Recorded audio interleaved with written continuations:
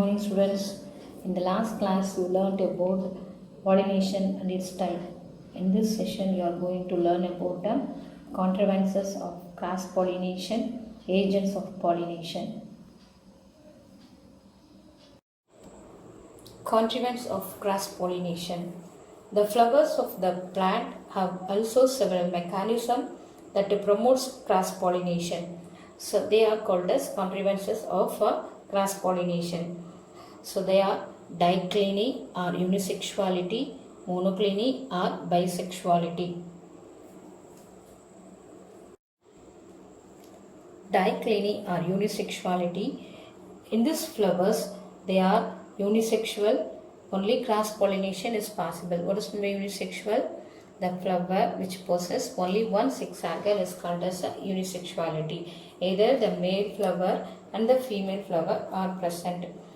It is the dicliny or unisexualities is again classified into two types. One is a monoecious plant, another one is a dioecious plant. In monoecious plant, the male and the female flower on the same plant.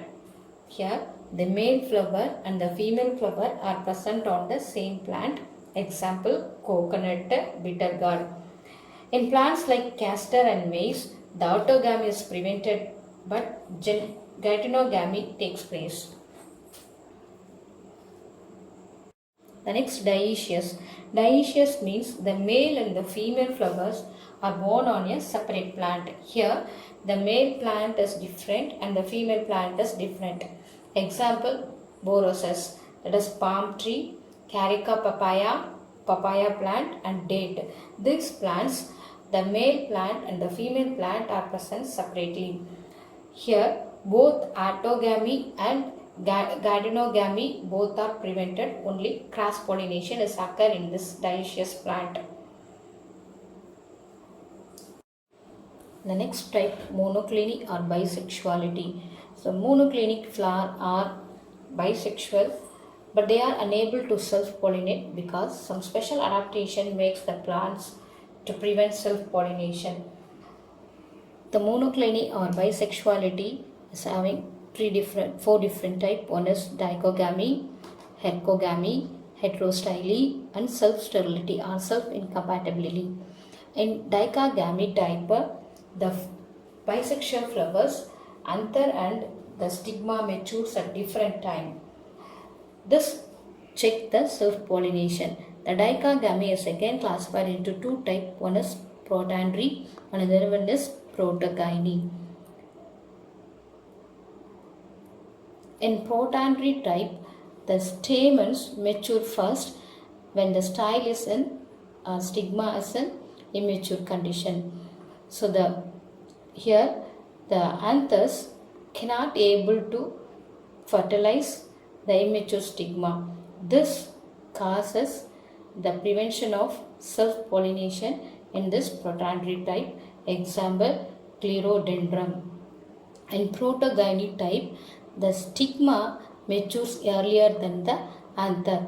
The stigmas are in mature condition, whereas the stamens are in immature condition. This immature stamens unable to fertilize the mature styles. Example, scarpularia flowers.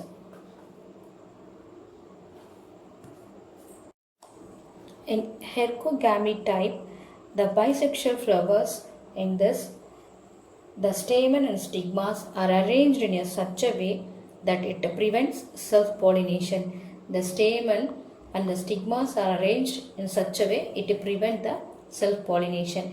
It occurs in Gloriosa superba. In Gloriosa superba, the style is reflected away from the stamen. The style is reflected away from the stamens. In Hibiscus rosa sinensis, the stigma is projecting out or beyond the stamens, projecting far above the stamens. This two flowers, the self-pollination is prevented. Only the cross-pollination is occur.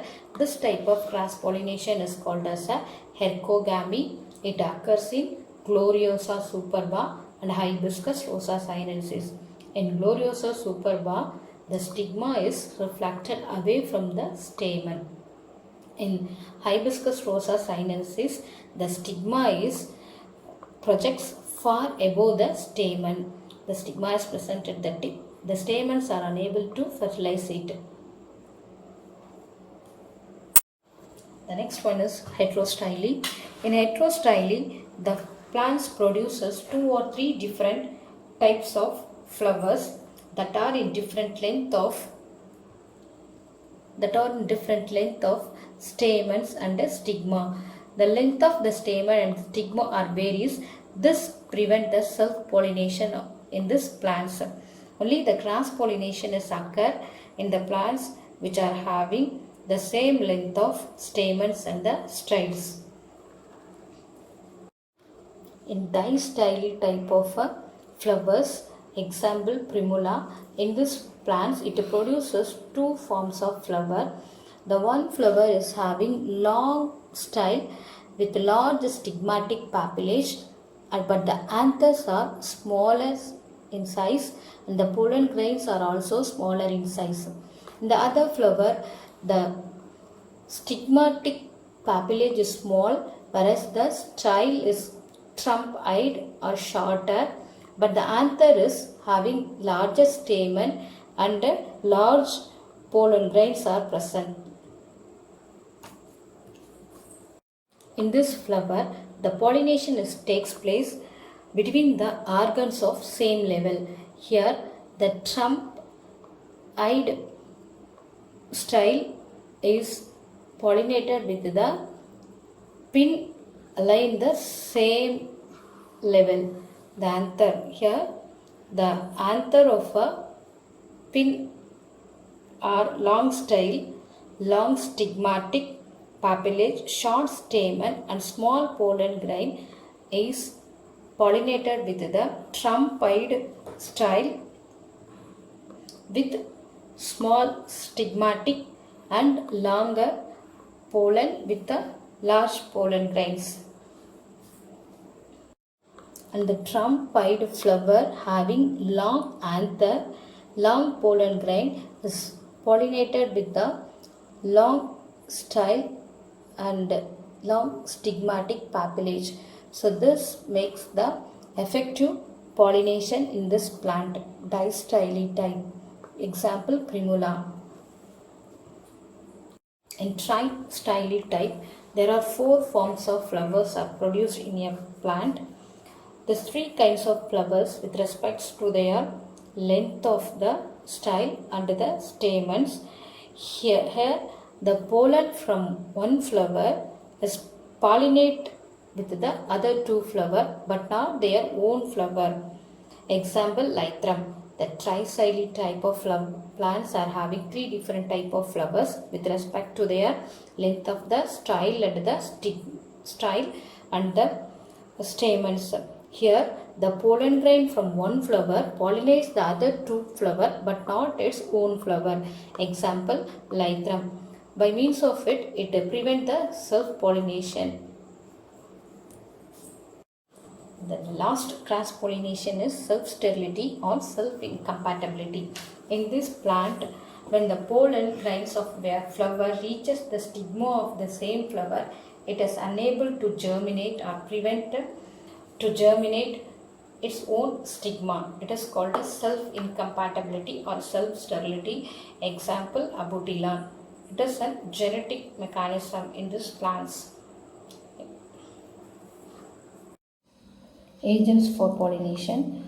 Pollination is caused by many agents like wind, water, insect, etc. On the basis of their mode of pollinating agent, the pollination is divided into 2 types. One is abiotic agents and biotic agents. Abiotic means without life.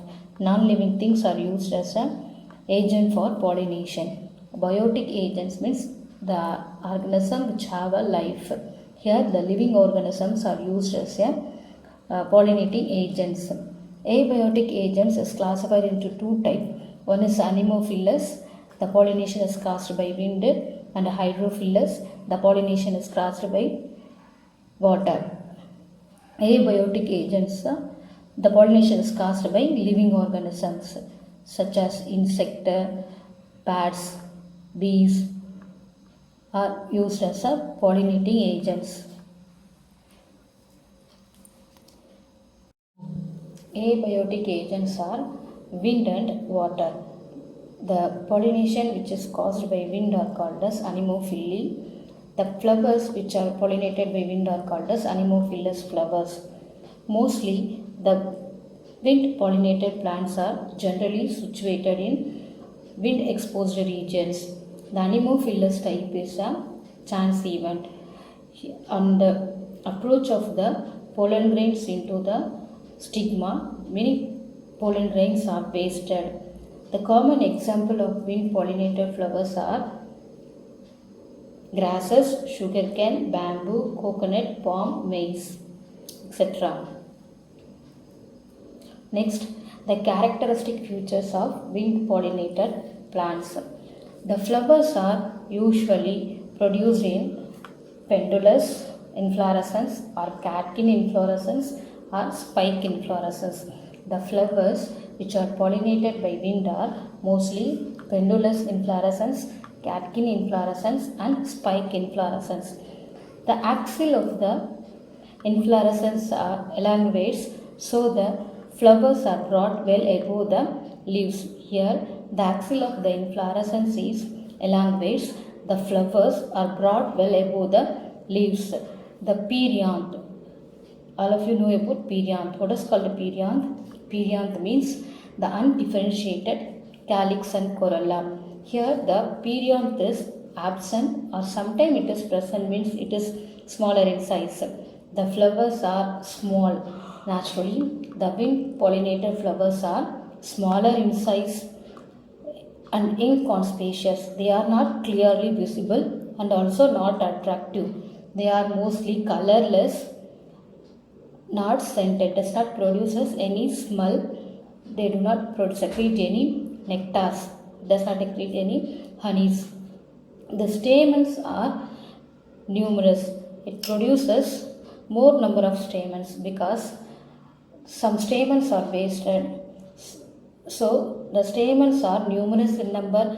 The filaments are long. The filaments of the wind pollinated flowers are long in nature and they are exerted. Exerted means it is exposed outside the corolla. Exerted and versatile. Versatile means the filament is attached to the anther at its middle. This enables them freely swing in the air. The stamens are numerous, filaments are long, exerted and versatile.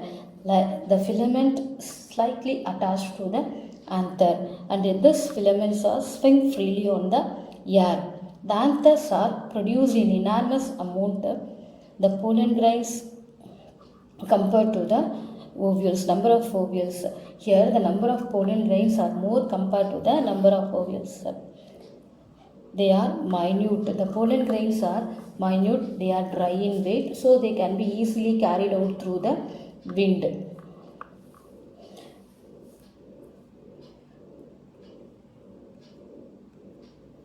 In some plants, the anthers burst violently. It bursts very fastly and releases the pollen grains into the air. The bursting of anther is very vigorous and it bursts and releases the pollen grains in the air. Example, Eurytica and stigma are comparatively large and protruding.